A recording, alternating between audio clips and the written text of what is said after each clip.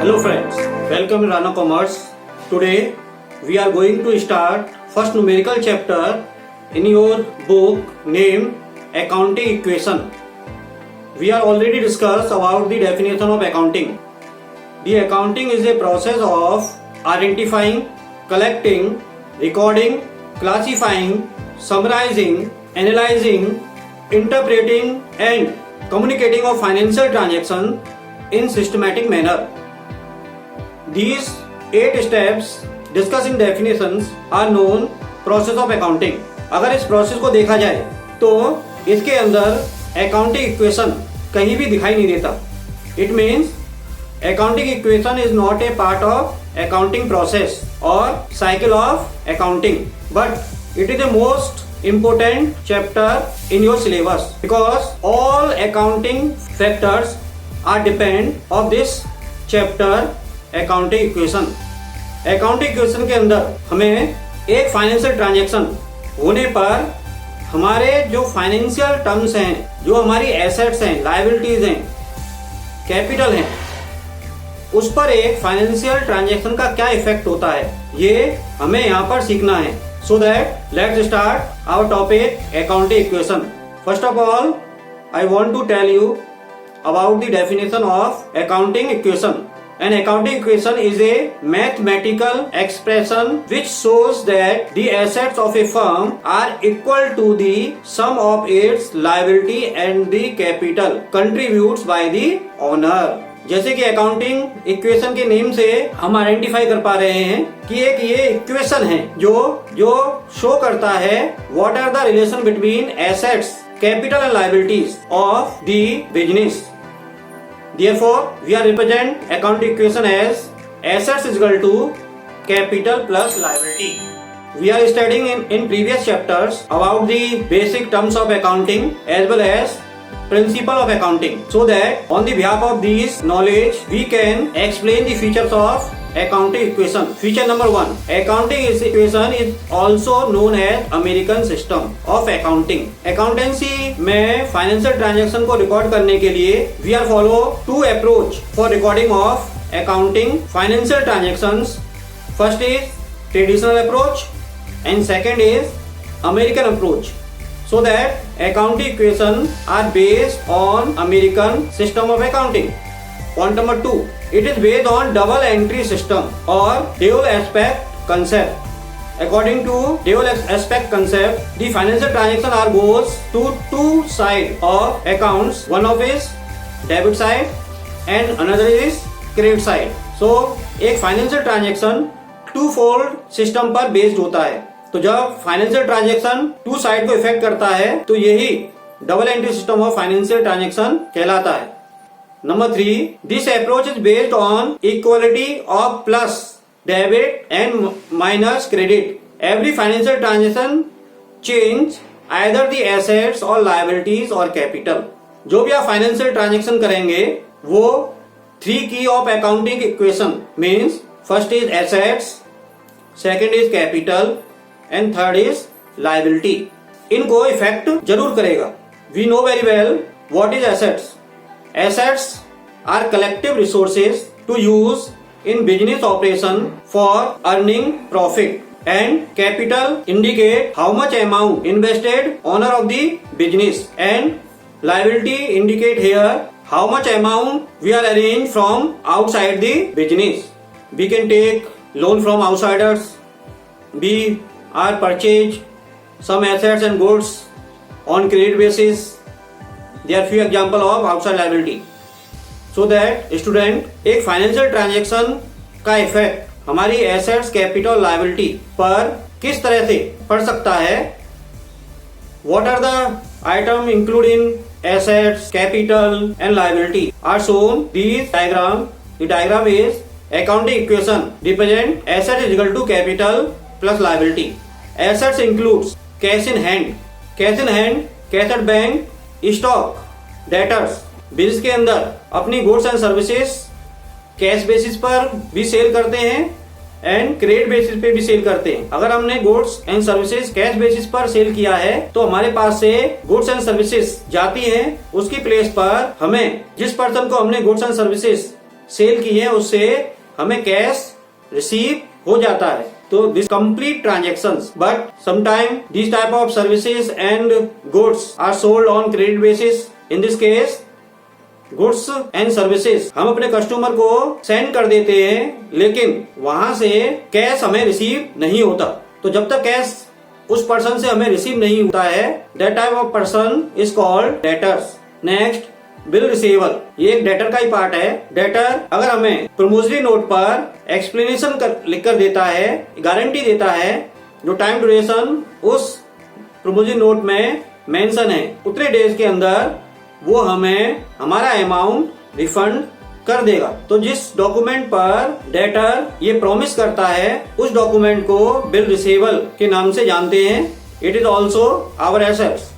Prepaid expenses, those expenses are not incurred but amount paid as advance are known prepaid expenses. Next, accrued income. This type of income is earned but amount has not been received is called accrued income. Next, furniture and fixture. Business में जो भी furniture है वो हमारी assets का part है। Plant and machinery engage in factory, तो क्या सम कॉमन एसेट्स जो मैंने आपके साथ में डिस्कस किया है। Capital, capital represent the amount invested by the owner in business. हमने प्रीवियस चैप्टर में बिजनेस एंटिटी कंसेप्ट पढ़ा है। This concept says that business and owner are two separate entity. Owner जितना भी अमाउंट बिजनेस में invest करता है तो उसके नेम से शो नहीं करते, उसकी नेम के जगह पर कैपिटल टर्म्स हम यूज करते हैं। They are few transactions are included in capital. Point number 1, invested by owner in a business by cash और इन काइंड। बिजनेस में ओनर कैश में भी अमाउंट दे सकता है, काइंड ऑफ कैश मीन्स किसी एसेट्स को बिजनेस में दे सकता है। Number 2, student, we are know that finance is a blood of business. तो फाइनेंस की समय समय पर हमें नीड होती है। तो they are two type of sources available for collecting the finance. Number 1, finance collect from the owner, and second, finance we can collected from the outsiders. तो अगर ओनर से हमें फाइनेंस की नीड फुलफिल होती है तो उसे कहते हैं additional capital introduce by owner. Number 3, owner ने बिजनेस में इन्वेस्टमेंट क्यों किया है? क्योंकि वहां से उसे इनकम एंड प्रॉफिट अर्निंग होती रहे। तो अगर बिजनेस में प्रॉफिट या इनकम होती है तो this is right of owner कि वो इनकम और प्रॉफिट को बिजनेस से ले। सो दैट अगर इनकम और प्रॉफिट किसी फाइनेंशियल ट्रांजेक्शन से होता है तो ये कैपिटल को इंप्रूव करता है। There are few transactions which are reduce the value of capital. Point number 1, drawing in cash or goods. What do you mean by drawing? Cash or goods withdraw by owner for domestic purpose or personal use is called drawing. तो अगर drawing करता है तो capital reduce हो जाती है। Number 2, capital withdrawn bye owner. अगर business से कैपिटल उसने विड्रॉ कर ली है तो ये फर्म के अंदर जो ओनर की कैपिटल होती है वो रिड्यूस होती है। Number 3, expenses and losses incurred. Student, we are know that risk is involved in business. Business में हमें प्रॉफिट भी हो सकता है, इनकम भी हो सकती है, एंड बिजनेस में हमें लॉस हो सकता है या बिजनेस को ऑपरेट करते समय हमें कुछ एक्सपेंसेस भी पे करने पड़ते हैं। तो अगर एक्सपेंसेस एंड लॉसेस बिजनेस को होते हैं तो अकाउंटिंग इक्वेशन के अंदर कैपिटल में से इन एक्सपेंसेस एंड लॉसेस को हम रिड्यूस करते हैं, मींस माइनस करते हैं। But there are few transactions which are added and deducted only in capital. These transactions are interest on capital and interest on drawing. अगर अकाउंटिंग इक्वेशन के question में interest on capital और interest on drawing के transactions आते हैं तो वो केवल कैपिटल में ही एक बार ऐड होकर दोबारा वहां कैपिटल के अंदर ही लेस हो जाते हैं। अदर किसी एसेट्स एंड आउटसाइड लायबिलिटी पर इसका इफेक्ट नहीं पड़ता। तो ये हमेशा आप लोगों को माइंड में रखना है। अकाउंटिंग इक्वेशन का element number 3, outside liability are known as liability. तो liability includes loan and borrowing arranged from outsiders such as bank, financial institutions, finance provider, etc. Number 2, bank overdraft. Generally एक house hold person के लिए, एक family person के लिए bank में saving account open होता है, लेकिन एक बिजनेस के लिए करंट अकाउंट ओपन होता है। करंट अकाउंट में एक फैसिलिटीज प्रोवाइड की जाती है कि इन केस अगर अकाउंट में नेगेटिव बैलेंस हो जाए तो भी बिजनेस अमाउंट अकाउंट से विड्रॉ कर सकता है। तो the negative balance are shown in bank current account are known bank overdraft. Point number 3, creditor. अगर हम किसी आउटसाइडर से कुछ गुड्स एंड सर्विसेज क्रेडिट पर अरेंज करें, मीन्स क्रेडिट परचेज करें, तो जब तक हम उनको पेमेंट नहीं कर देते वो हमारे लिए हमारे अकाउंट के अंदर क्रेडिटर के नेम से आइडेंटिफाई होते हैं। तो दो person who receive from us in future are known creditors. Point number 4, bills payable. Bills payable is a part of creditor. अगर हमने जिनको हमें पेमेंट करना है उनको एक रिटन नोट पर, मीन्स प्रमोजरी नोट पर हम गारंटी देते हैं, जो मेंशन डेट उस डॉक्यूमेंट पे होती है, उस डे के अंदर हम अपना ड्यू अमाउंट पे कर देंगे। तो this document are known bills payable. Point number 5, outstanding expenses. वो एक्सपेंसेस होते हैं जो एक्सपेंसेस तो हो गए लेकिन उनका पेमेंट अभी तक हमने नहीं किया है। फॉर एग्जाम्पल, हमारे बिजनेस के अंदर एम्प्लॉय वर्क करते हैं जिनको हम सैलरी प्रोवाइड करते हैं, तो हो सकता है कि प्रीवियस मंथ की सैलरी अभी तक हमने पे नहीं की। तो जब तक पे नहीं करेंगे वो आउटस्टैंडिंग सैलरी के नेम से हमारे अकाउंट में शो होती रहेगी। And next, unaccrued income. Those income which are not incurred but amount received in advance. Income नहीं हुई है लेकिन हमें एडवांस में उस इनकम का अमाउंट इन कैश में रिसीव हो गया। तो this type of advance are known unaccrued income. This is also a liability of the business. इस पूरे कंसेप्ट को समझने के लिए कुछ फाइनेंशियल ट्रांजैक्शंस हम एज एग्जांपल लेके चलते हैं और इस पूरे कंसेप्ट को क्लियर करते हैं। The first transaction is Anurag commence business with cash ₹4 lakh. So Anurag is a outsider और अनुराग बिजनेस में बिजनेस अकाउंटेंट को 4 लाख रुपीज पे कर रहा है।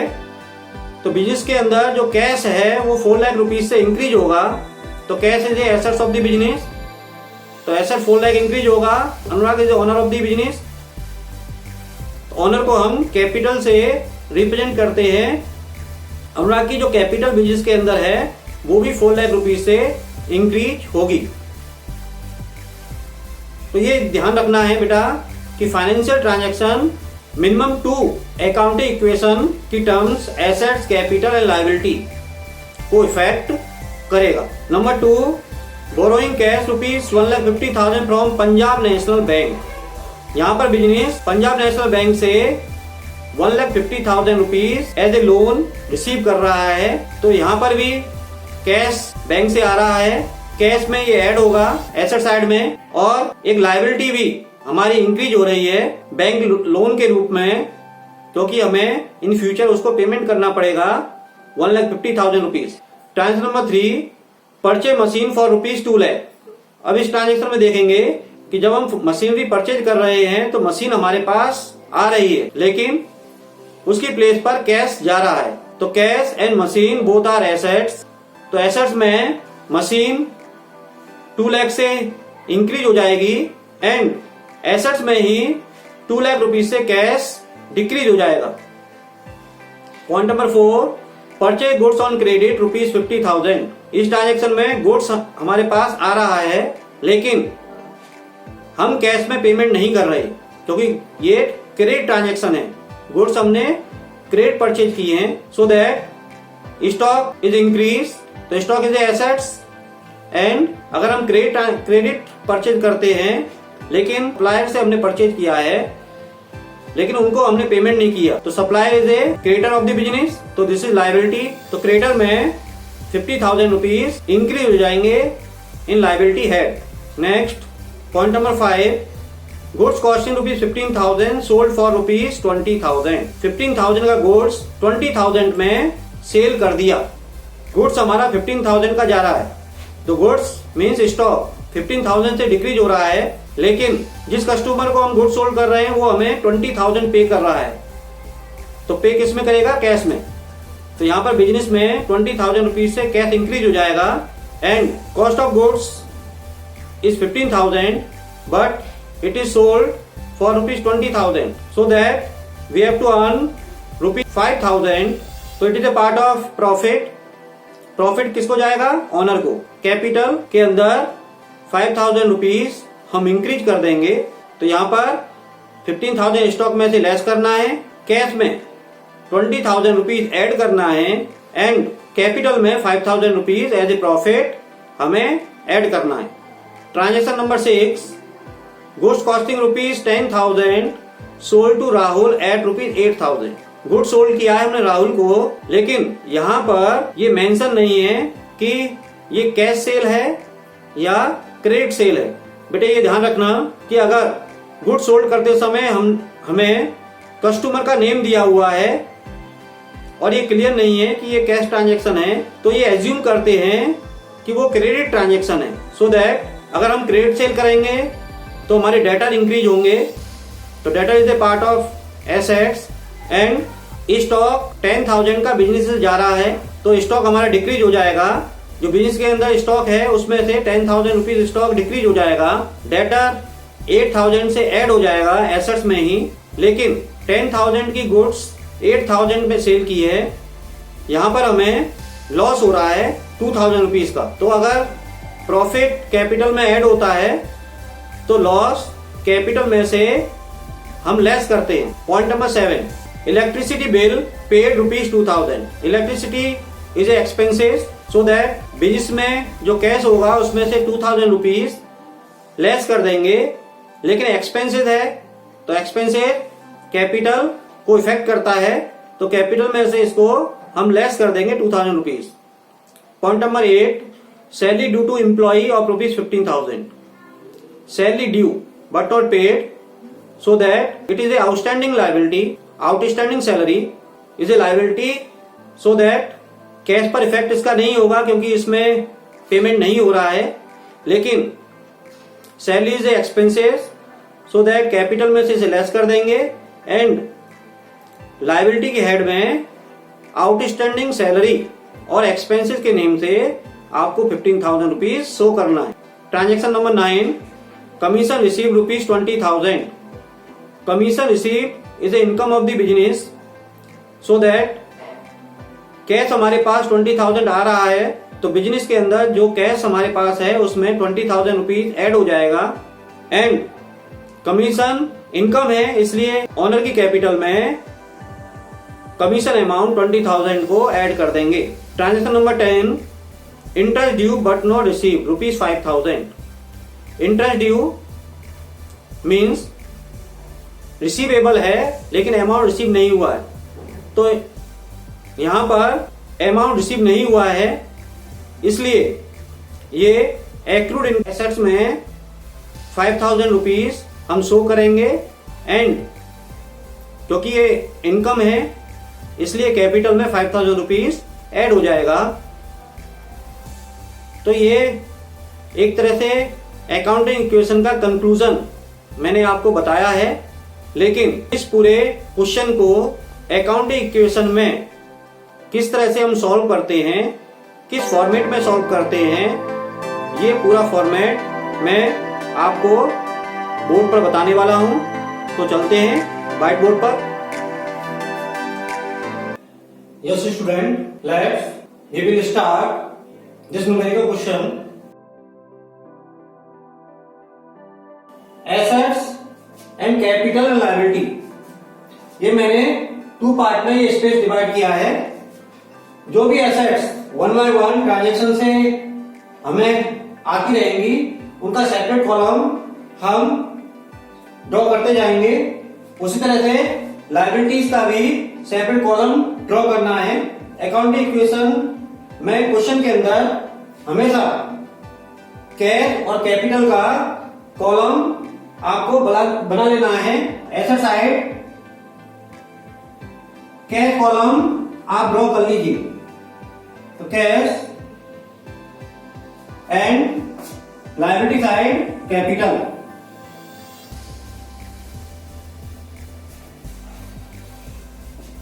क्वेश्चन में वन बाय वन जो ट्रांजेक्शन दिए हुए हैं उन्हें हम लेके चलते हैं। Transaction number 1, Anurag commence business with cash of ₹4 lakh। Business and mister Anurag, two separate entity. Anurag bring 4 lakh for commence a business, so that business में 4 लाख रुपए आ जाएगा और अनुराग हमारे पास कैपिटल से रिप्रेजेंट होगा। तो यहां पर आपको फर्स्ट पॉइंट लिखना है पर्टिकुलर कॉलम में, business started ₹4 lakh and capital amount में भी ₹4 lakh आपको लिख देना है। Transaction number 2, borrow cash ₹1,50,000 from Punjab national Bank. Punjab national bank से हम लोन ले रहे हैं, तो ऐसी कंडीशन में हमारे पास कैश इंक्रीज होगा 1,50,000 से एंड लोन हमारे ऊपर आएगा, तो बैंक लोन भी इंक्रीज होगा 1,50,000। कैश एसेट्स का पार्ट है एंड बोरोड लोन लायबिलिटी का पार्ट है। देन यहां इसका आंसर लिख लेंगे, loan taken from PNB 1,50,000 cash increase हो जाएगा एंड लायबिलिटी हमारी इंट्रोड्यूस हो रही है, तो इनके बैंक लोन का अलग से आपको सेपरेट कॉलम ड्रॉ करना है। तो इधर आएगा बेटा bank loan, bank loan amount of ₹1,50,000 transaction के बिल्कुल सामने आपको लिखना है। क्लियर? Transaction complete. अब ये 2 ट्रांजेक्शन हो गए, इसका हमें इस तरह से लाइन ड्रॉ करना है और टोटलिंग कर देना है। 5,50,000 कैश का टोटल हो गया एंड 4 लाख रुपीज कैपिटल का टोटल हो गया एंड 1,50,000 बैंक लोन। हमारी जो अकाउंटिंग इक्वेशन है assets equal to capital plus liability. तो ये लाइन डार्क लाइन है, यहां से ये साइड एसेट को शो कर रही है, उस साइड में capital plus liability. Internal liability capital है और outside liability bank loan and other जो भी लायबिलिटी आएगी वो हम लिखेंगे। तो ये हमारा न्यू इक्वेशन हो गया। तो अकाउंटिंग इक्वेशन मैच होनी चाहिए। Total assets equal to total internal and outside liability. तो 5,50,000 इक्वल टू एसेट्स कैश के 5,50,000 हो रहा है, तो यहां तक मैच हो रहा है। Point number 3, purchase machinery for ₹2 lakh। In such A case cash हमारे पास से जाएगा ₹2 lakh एंड मशीनरी बिजनेस में आएगी, ऐड होगी ₹2 lakh। तो ये बोथ आर एसेट्स, कैश भी एसेट्स का पार्ट है और मशीनरी भी एसेट्स का पार्ट है। तो हमें ये ट्रांजेक्शन यहां पर लिखना है बेटा, machinery purchase amount ₹2 lakh cash में से माइनस हो जाएगा, लेकिन एक न्यू एसेट इंट्रोड्यूस हो रही है, तो उसका एक कॉलम हमें ड्रॉ यहां पर करना पड़ेगा। Machinery amount 2 lakh. दो अमाउंट हो गए, अब इसका टोटल करना है हमें। कैश बैलेंस रिमेनिंग बचा 3,50,000, 2 लाख मशीनरी एंड कैपिटल कोई इफेक्ट पड़ा नहीं, 4 lakh capital and bank loan is also same 1,50,000। ये new equation NE new equation आपको डॉट लिखना है। यहां पर देखेंगे एसेट साइड इस डार्क लाइन से इस साइड में टोटल कर लीजिए 5,50,000 एंड उस साइड का 5,50,000, तो अकाउंटिंग इक्वेशन मैच हो रही है। Point number 4, purchase goods on credit ₹50,000। इस ट्रांजेक्शन में गुड्स हम परचेज कर रहे हैं, तो गुड्स परचेज मीन स्टॉक, आप गुड्स भी लिख सकते हो। 50,000 गुड्स हमारे पास आ रही हैं, स्टॉक हमारे पास आ रहा है एंड परचेज कर रहे हैं, लेकिन ये क्रेडिट परचेज है। और जब क्रेडिट परचेज होता है तो कैश हमारे पास से नहीं जाता। उस कंडीशन में लायबिलिटी साइड में एक कॉलम आपको ड्रॉ करना है। हमारी लायबिलिटी बिजनेस में इंट्रोड्यूस होती है, तो इधर क्रेडिटर आपको ध्यान रखना है कि क्रेडिट परचेज अगर होता है तो क्रेडिटर लायबिलिटी पर इंक्रीज होती है एंड क्रेडिट सेल होता है तो डेटर न्यू एसेट्स इंट्रोड्यूस होती है। सो दैट यहां पर लिखोगे बेटा गुड्स परचेज, एक नई एसेट्स हमारे पास आ रही है, तो एसेट साइड में अलग से उसका एक कॉलम बनाएंगे स्टॉक एंड अमाउंट। स्टॉक के अंदर 50,000 हमारी एसेट इंक्रीज हो रही है एंड क्रेडिटर 50,000 रुपीज इधर लिखना है। नेक्स्ट टोटल कर लीजिए new equation 3,50,000 cash 2 lakh machinery 50,000 stock 4 lakh same value capital 1,50,000 bank loan and 50,000 your creditors. Total करके देखेंगे वो साइड इक्वल आना चाहिए, total asset equal to total liability, जिससे हमारी अकाउंट इक्वेशन सेटिस्फाई हो जाए। Point number 5, goods costing ₹15,000 sold for ₹2 lakh. So that goods हम सोल्ड कर रहे हैं तो गुड्स हमारे पास से जाएगी, means goods means stock. Stock हमारा 15,000 से रिड्यूस हो जाएगा, देन कैश गुड सोल्ड करते हैं तो कैश हमारे पास आएगा, कैश आ रहा है बेटा 20,000। 15,000 का स्टॉक 20,000 में सेल कर रहे हैं तो प्रॉफिट हमें देके जा रहा है ये 5,000।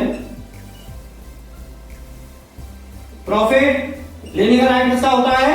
Honour of the business. So that owner of किससे रिप्रेजेंट करते हैं? कैपिटल। तो यहां पर कैपिटल हमारी इंक्रीज हो जाएगी। देखिए स्टॉक में हमें रिड्यूस करना है कितने से? 15,000 रुपीज से। 15,000 स्टॉक से रिड्यूस कर दीजिए एंड कैश में 20,000 रुपीज ऐड कर दीजिए। Next 5,000 rupees profit of the good sold. 5,000 rupees capital में आपको ऐड करना है। सामने ट्रांजेक्शन आ जाएगा गुड सोल्ड। चलिए लाइन खींच लीजिए, टोटल कर लेंगे न्यू इक्वेशन। हर ट्रांजेक्शन के बाद आपको न्यू इक्वेशन कैलकुलेट करना है। 3,70,000 कैश बैलेंस हो गया 2 lakh rupees, machinery and 35,000 rupees stock का बचा। कैपिटल इंक्रीज होकर 4,05,000 हो गई and 1,50,000 your bank loans and 50,000 your creditors. Account equation को मैच कर लेंगे, इक्वल आनी चाहिए। Point number 6, goods costing rupees 10,000 sold to Rahul at rupees 8,000। अब इस ट्रांजेक्शन देखिए, सेम ट्रांजेक्शन है, गुड सोल्ड हो रहा है, लेकिन यहां पर नेम ऑफ पर्सन दिया हुआ है और ये क्लियर नहीं है कि कैश ट्रांजेक्शन है या क्रेडिट ट्रांजेक्शन है। अगर नेम ऑफ पर्सन दिया होता है और क्लियर नहीं है तो हम क्रेडिट ट्रांजेक्शन ही मानते हैं। सो दैट यहां पर बेटा गुड सोल्ड कर रहे हैं तो स्टॉक हमारा रिड्यूस होगा रुपीज 10,000 से एंड क्रेडिट सेल होता है तो मैंने आपको बताया डेटर इंट्रोड्यूस होता है, तो डेटर इंट्रोड्यूस हो गया हमारा रुपीज 8,000, लेकिन ये 10,000 का स्टॉक 8,000 में सेल कर रहे हैं तो ये हमें लॉस हो रहा है बेटा 2,000 रुपीज। जब लॉस होता है तो लॉस या प्रॉफिट कौन कौन करते हैं? Owner of the business. So that capital owner को रिप्रेजेंट कर रहा है, कैपिटल में से आपको ये माइनस करना है 2,000। तो देखिए पुट करिए वैल्यू, स्टॉक में लेस करेंगे आप 10,000 less in stock 8,000 debtor assets introduce हो रही है तो एसेट साइड ये कॉलम आपको ड्रॉ करना है। डेटर्स रुपीज 8,000 एंड 2,000 का लॉस हो रहा है तो कैपिटल में से 2,000 आपको लेस करना है। तो ट्रांजेक्शन शॉर्ट में लिखना है गुड सोल्ड।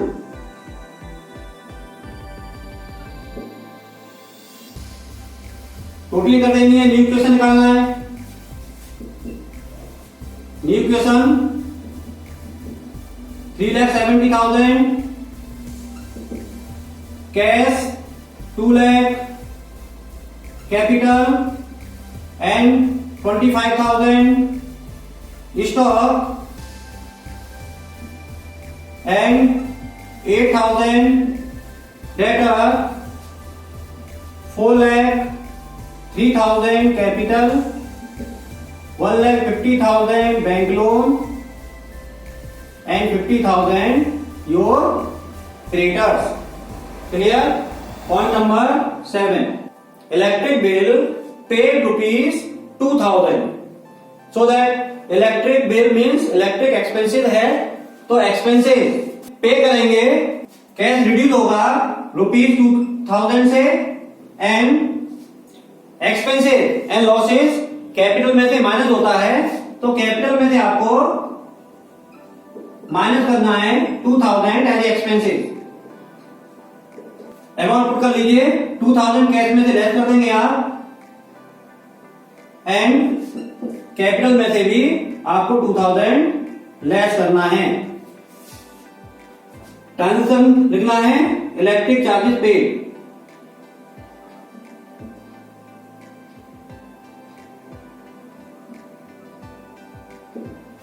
टोटल हर ट्रांजेक्शन को करने के बाद न्यू इक्वेशन आपको कैलकुलेट करना है।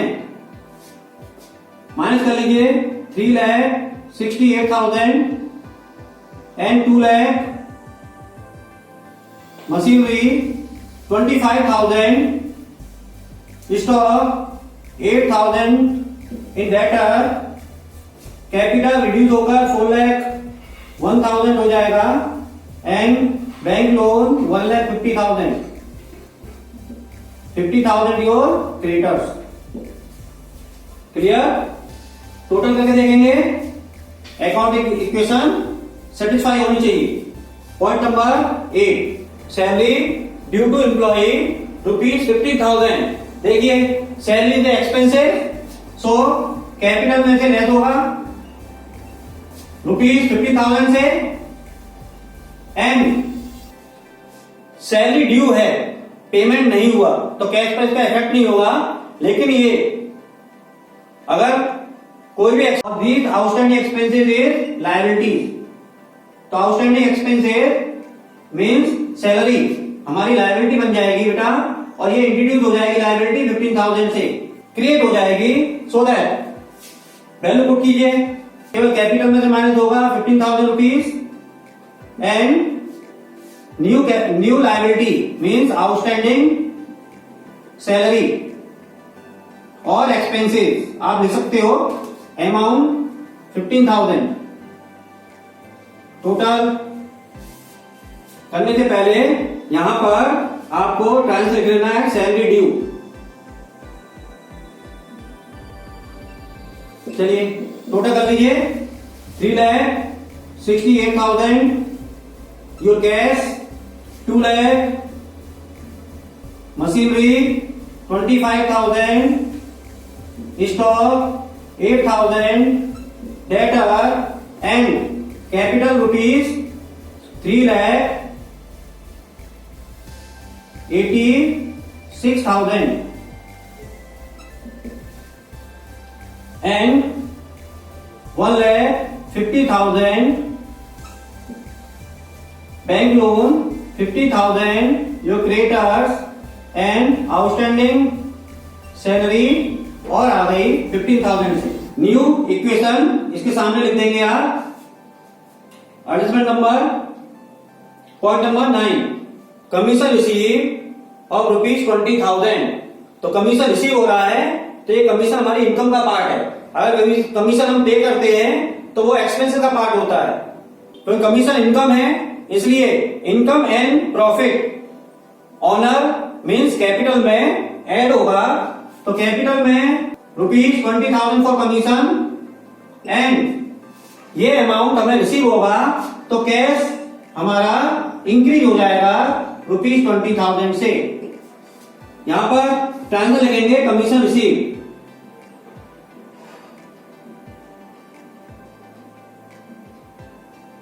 एंड अमाउंट कैपिटल में आपको ₹20,000 ऐड करना है एंड कैश में भी ₹20,000 आपको ऐड करना है। टोटल कर लेंगे new equation, amount cash total 20,000 add कर देंगे तो 3,88,000, मशीनरी 2 लाख सेम रहेगा, stock same it is 25,000, data is same no change 8,000 and capital 4,06,000 total हो जाएंगे, ऐड हो जाएगा तो 20,000 and 1,50,000 your bank loan, creditor of ₹50,000 liability and 15,000 outstanding salary. Point number 10 and last, interest due but not receive ₹50,000। In such case, interest due but not received.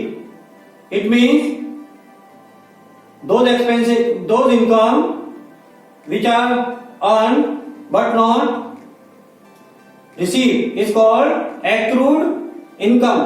So that यहां पर accrued interest है, accrued interest is assets of ₹20,000। तो new assets हमारे पास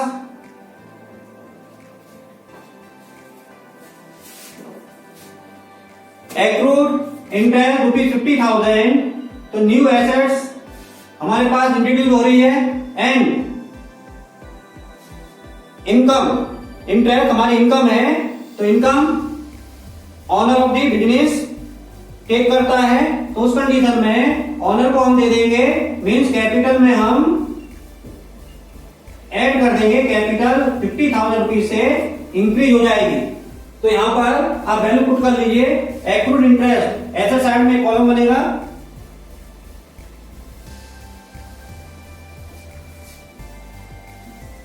accrued interest का amount आपको लिखना है 50,000 rupees and capital में 50,000 रुपीज आपको ऐड करना है। 50,000 रुपीज आपको ऐड करना है। इसके बाद यहां पर आपको ट्रांजेक्शन लिखना है interest due but not receive. Clear? Total कर लेंगे। टोटल करने पर क्योंकि ये लास्ट पॉइंट था क्वेश्चन का, इसलिए लास्ट में ये फाइनल इक्वेशन आएगा और यही आपका आंसर है। 3,88,000 cash, 2 lakh machinery, 25,000 stock, 8,000 test debtor and 50,000 accrued interest। इधर capital 4,56,000, 1,50,000 bank loan creditors of ₹50,000 and outstanding salary of ₹50,000। ये यहां पर क्लोज हो जाएगा। फाइनल इक्वेशन हमारा आ गया। ये अकाउंटिंग इक्वेशन का क्वेश्चन कंप्लीट हो जाता है। लेकिन क्वेश्चन में कभी कभी आपसे बैलेंस शीट ड्रॉ करने के लिए और पूछता है। बैलेंस शीट किस तरह से बन सकती है, देखिए। बैलेंस शीट का format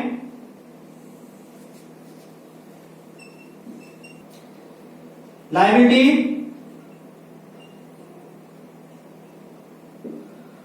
left hand side liability होता है, next amount and then right hand side assets and amount. Clear?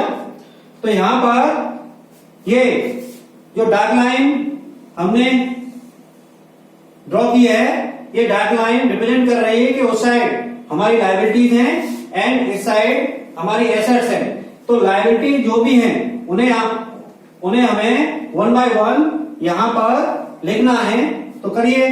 Capital liability है बैंक लोन,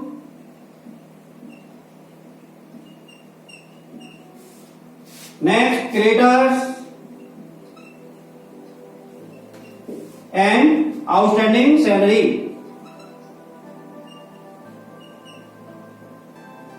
अब हमें अमाउंट लिखना है। तो अमाउंट हमें कैपिटल का फाइनल इक्वेशन का टोटल जितना है वो लिखना है। तो कैपिटल का फाइनल इक्वेशन का टोटल 4,56,000 है। तो 4,56,000 कैपिटल, बैंक लोन का 1,50,000 एंड क्रेडिटर्स ₹50,000,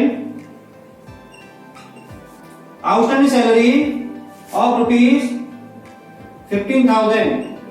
उसी तरह से एसेट्स में एसेट्स आए cash, machinery, stock, debtor and accrued interest. इन सभी को आपको इधर एसेट साइड में लिखना है। तो cash, next machinery, next stock, debtors, accrued interest, accrued interest. Clear? Amount final equation का टोटल लिखना है 3,88,000 कैश में and machinery 2 lakh, Stock is rupees 25,000. Debtor is rupees 8,000 and accrued interest of rupees 50,000. बहुत सारे टोटल कर देना है और टोटल इक्वल आना चाहिए। तो इसका टोटल करेंगे, टोटल आएगा liability side 6,71,000 and asset side भी टोटल 6,71,000। ये दोनों टैली कर गया। इट मींस जितना भी हमने अकाउंट इक्वेशन पूरा सॉल्व किया है वो करेक्ट है। ठीक है, अब ये अकाउंट इक्वेशन का क्वेश्चन मैंने सॉल्व कराया है। इसके बाद जो भी एक्सरसाइज में आपके अकाउंट इक्वेशन से रिलेटेड क्वेश्चंस हैं उन्हें सॉल्व कीजिए और किसी क्वेश्चन में अगर डाउट होता है तो वो आप मेरे से अगर डिमांड करेंगे तो उस क्वेश्चन से रिलेटेड मैं एक वीडियो आपके लिए और लेके आऊंगा। जब तक आप अपनी एक्सरसाइज कंप्लीट कीजिए। Thank you.